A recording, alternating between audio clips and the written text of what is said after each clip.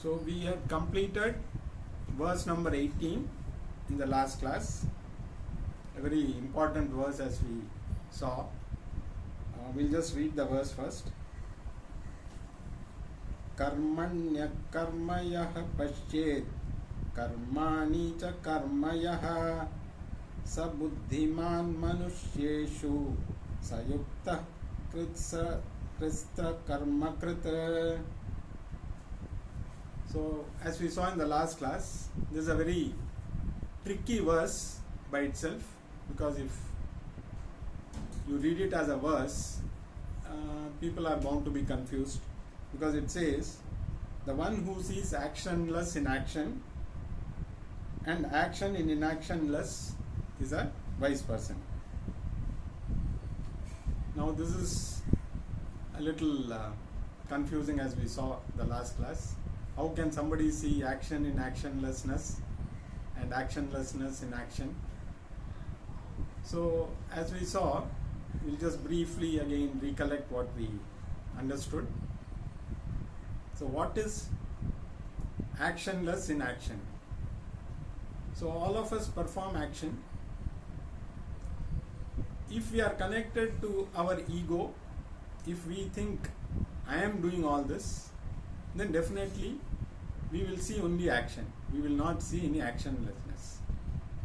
But once you understand that you are the source of everything, the very consciousness which makes you do action, once you realize you are that, you will understand that consciousness doesn't perform any action. So it just lights up. It is a source for all action to happen, but by itself it does not perform any action. And once you understand that you are not this limited ego, but that unlimited consciousness, you will understand that action, as a human jiva living in this body-mind complex, you perform action, you see that action, but you also, when you realize that, when you understand that you are that total consciousness, which is actionlessness, then you understand that you see actionless in action. So even when you are performing any action, if you are aware that you are that actionless consciousness, then you will see actionlessness in everything. You are performing action with the lower ego, but once you connect to the higher consciousness, there is nothing happening. You are not doing any action. So this is what actionless in action means. And the other way around, you see action in inaction. Now how is that possible? So when you are in deep sleep, seemingly the body is not performing any action. But who is witness to this deep sleep? The consciousness, because that is present all the time in any state, be it waking state, be it dream state or deep sleep state. So the body which is seemingly inactive is potentially active, because all the action is potentially available in that actionless body. Only thing, because in deep sleep state those actions are not being performed, but they are, because when you get up in the morning, you don't wake up blank. So all those actions which you had in mind, you suppose you want to, morning you get up and you want to do so many things. So the moment you get up, you start doing those actions. So they were always there in potential form. But in deep sleep state, those actions were in potential form. So the actionless, even in the actionless of the body, you see action. So this is the meaning of this verse. So a person who understands this, that is, who knows that while performing action, you are actually not doing any action. And when you are not performing any action pertaining to this ego, this body, doesn't mean that that body is actionless, because potentially in the human form, the jiva is potentially carrying all those actions. So the person who understands this truth is a jnani. So it's a little tricky verse, like I was telling last time. The condition laid down by Lord Ganesha that he will write Mahabharata only if Vyasa doesn't stop at any moment. And Vyasa put a condition that you should not write anything which you don't understand, to which Ganapati agreed.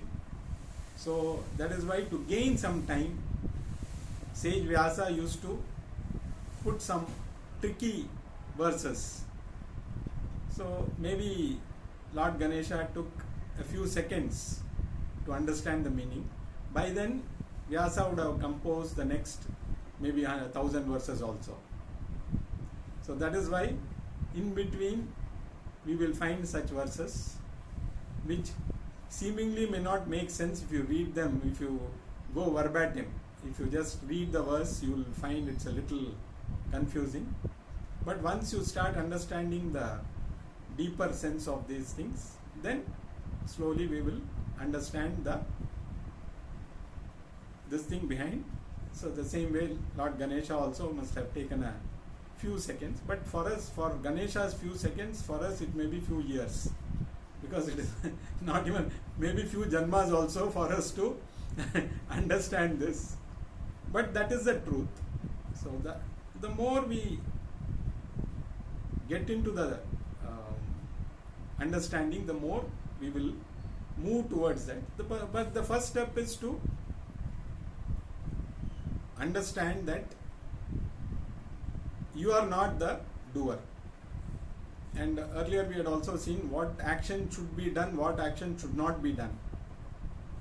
So first we need to understand prohibited action also, because if you continue to do prohibited action, you are going backwards.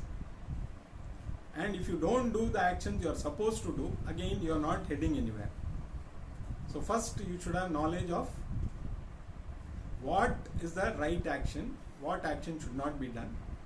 Then only we proceed to the next step of understanding what is actionlessness.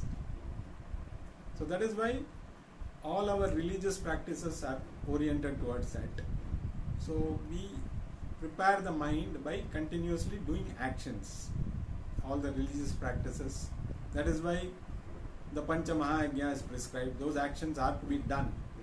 So if you don't do them, then your mind is not going to be prepared for further knowledge.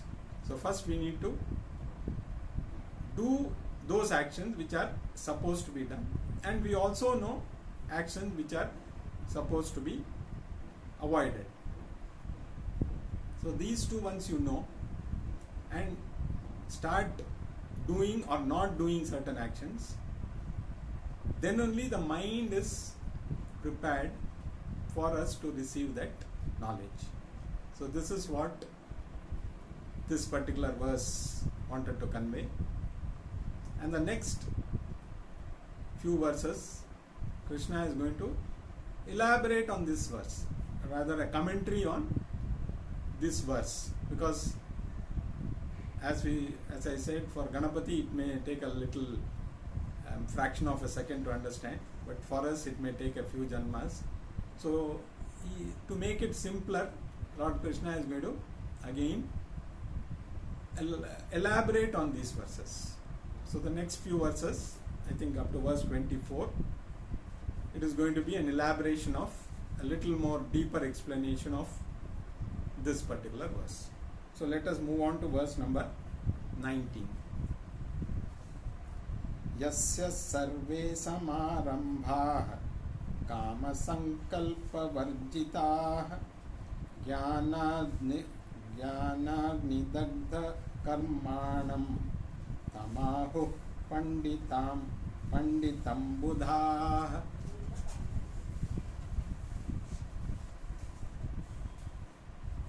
So here Krishna says,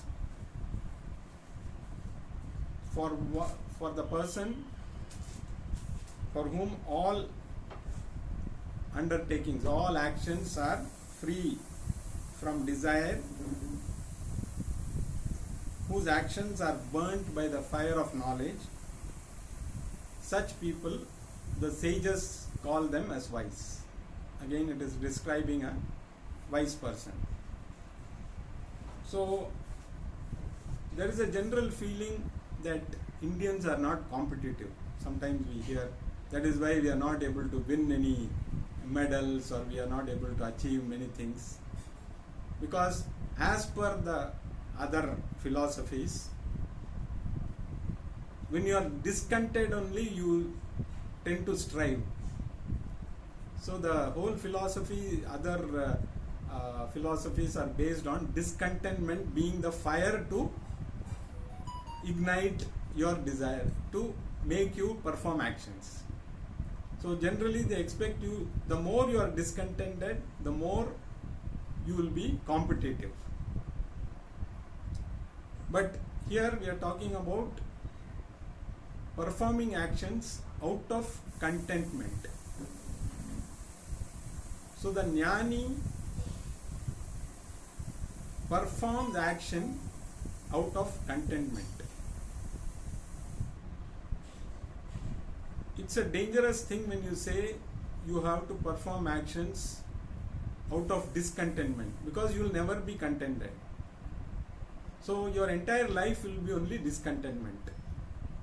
The more you want, the more you have to work, the more you have to compete.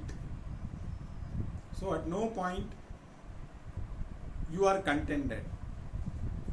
So if this is the philosophy, then the life becomes miserable, because you are always discontented, because there is no situation which will say, okay, I am contented, because everything always you want more. You have 1,000 rupees, you want 10,000. When you have 10,000, you want 1,00,000, and it continues. You have a scooter, you want a car. When you have a car, you want a bigger car. Same with the house. So always we are forced to perform actions out of discontentment, because we feel only when we achieve that next whatever we are aiming for, only then we will be happy. And this situation never comes when we are contented. A jnani works out of contentment. He doesn't work for contentment. So that is the basic difference. Working for contentment and working out of contentment is different. So once you are completely contented, and how does that contention come? Out of knowledge. So he is burnt by the fire of knowledge. So he is not looking to perform any action to get contentedness. He is working out of. So then what is the motive for a jnani? What is the motivation? Okay, I don't need to do anything. I am already a jnani. Why should I work? Why should I do any activity? It comes out of compassion. Because jnana means you understand everything. You understand the problems of everyone around, because it is, you have understood what is the true self. Like Bhagavad takes avatara because to take care of certain problems which people are facing. So once a jnani attains that knowledge, or Only when he attains knowledge he becomes a jnani. So once somebody becomes a jnani, he does things out of compassion, not out of any motive. He is not expecting any kind of result. Even if he expects the results, he is not worried about the nature of the result, whether it is as per what he saw or it did not meet what the expectations. He just does it because purely out of compassion. Somebody needs help, I am in a position to help, so let me do. Whether ultimately that need will be met or not, we are not sure, or the jnani doesn't bother. He just does it because it has to be done. So jnanam brings out that natural compassion to all beings. Whether it need not be just for fellow human beings, it could be towards other beings also. Maybe it could be an animal or a plant or whatever, because he sees everything as the same. So that natural compassion comes out of the jnani. So his objective is just to do things out of compassion. He is not bothered about the karma phala, because he is not going to get any karmic problems. Because once he attains the jnanam, all the karmas are burnt away, and he also does not accumulate any further karmas. So it is like a roasted seed, you can say. You have two seeds, one which is roasted and one which is normal seed. So what is the difference between the two? The normal seed will germinate. If you put it in the soil and you water it and leave it, it will start germinating. But the roasted seed, though it looks very similar, you cannot make out the difference, but it will not germinate. So similarly, the karmas don't germinate for a jnani. And how has he been roasted? He is roasted with the fire of knowledge. So normal seed is roasted with a fire, whatever fire we use, whether it's a gas fire or wood fire, whatever, we can roast the seed with that fire. Similarly, the jnani is roasted with the fire of knowledge. So once the seed is roasted, it cannot germinate. Similarly, a jnani's action will not produce any karma. It is just done purely out of compassion for others, because he knows very well that though he is doing action, seemingly doing action, he is not the one who is performing the action. So that is the knowledge that comes from the being roasted in the fire of knowledge. But to attain that, he has to go through the preparation of the mind, how to reach that stage where the mind is ready for knowledge, and then the mind is roasted with that knowledge, and finally the jnani reaches that state of jnana, which makes him free from any further karmas. So this is the further explanation to the last verse. Now let us move on to the next.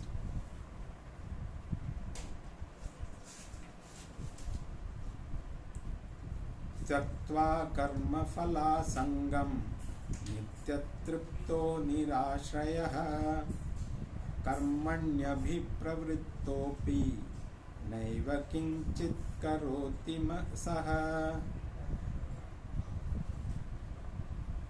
So again Krishna is saying, giving up the deep attachment to the results of the action, he is always contented not depending on anything, and he does everything. He is fully engaged in action. At the same time, he knows he is not doing anything. So here, basically, Krishna is saying, like in the last verse, here, Krishna is talking about grahasthas like us. It need not be just sannyasis. Even grahasthas are capable of attaining jnana. It is not that you need to be a sannyasi. So he is trying to convey that you don't have to give up anything. You don't have to leave your home, go stay in the Himalayas or stay in some deep forest to attain jnana. You can continue to do your actions. So now we are more worried about doing actions, about the results. So when we were in school or college or something, we were always worried about the results. If the results are good, then I will do this course. If I don't get as I expected, then I will do something else. So we are always, suppose you don't get a lot of, nowadays we hear students committing suicide because they did not pass NEET. So they feel that their life's only mission is to become a doctor. And if you don't achieve that, then it is not worth living. Similarly, as we grow older, we want our children also to get the same thing. If they don't get admission to a college, we are depressed. Or somebody was aiming for an IIT, but he got only a lesser college. That makes people very unhappy. So we are always driven by the results. Whether it is getting a right job, even if we get a job, we feel okay, somebody else is getting a better salary.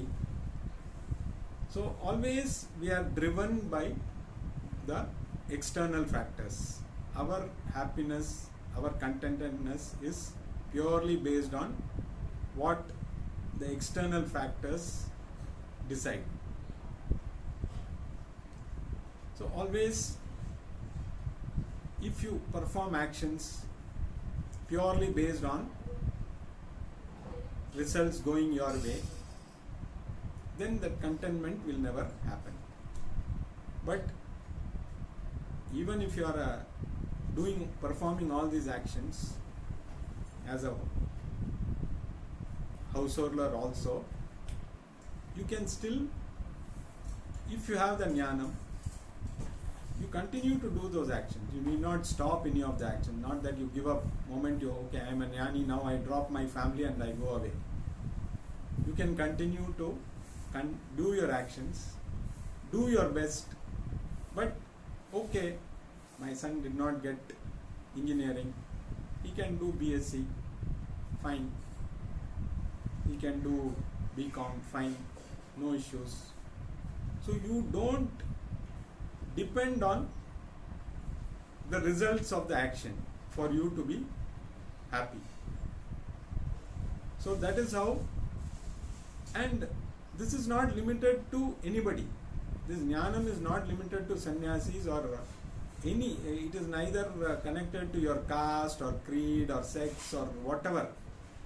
Anybody in this world can attain this jnana. There is nobody preventing anybody from, oh, you should not attend class, you only this person is qualified to attend Bhagavad Gita class. There is no such condition. Because there is nothing called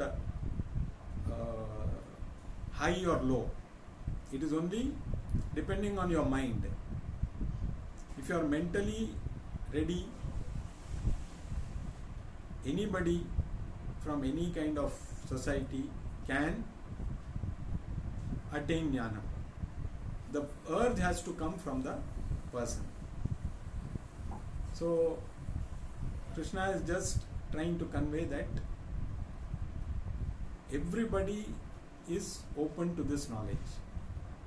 There is nobody preventing, there is nothing preventing from anybody receiving this knowledge.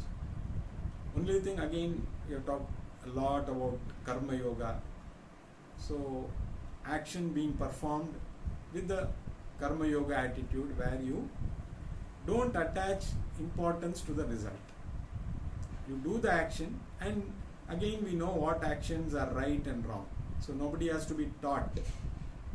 So that there's no need to have moral science lessons or any such thing, because the basic values and ethics are built in. So you can continue to perform those actions if you don't give too much importance to the results. The results will come.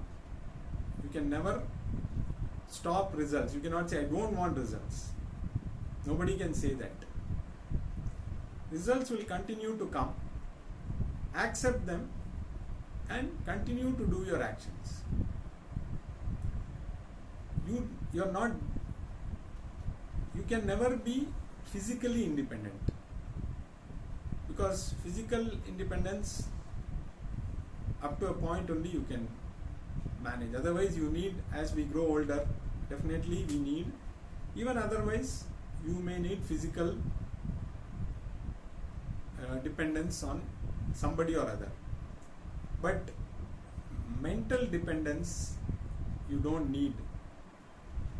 If you are depending on external factors for your contentment, you are definitely leaning on a cardboard wall, because if you put pressure you are going to fall. So come out of mental dependence. I don't need anybody for my emotional dependence. I don't need people to appreciate me. Nowadays, if you post something in any of the social media, if nobody likes, puts a like, or nobody responds to that, most of the people are miserable, because they post many things just to get that likes. So all of us, generally all of us, I am sure all of us would be in the same, not to the extent some people are only dependent on that, but if we post something, if nobody responds, then definitely we feel a little bad. Some people, they post only because they want everybody to like it. So, and if somebody gets only 100 likes, he's still not happy, because the other person got 1000 likes. So again, we are so dependent on external factors that we are never contented. So this is today's happening. We can see how we are dependent on even social media. All our postings are just to get those likes.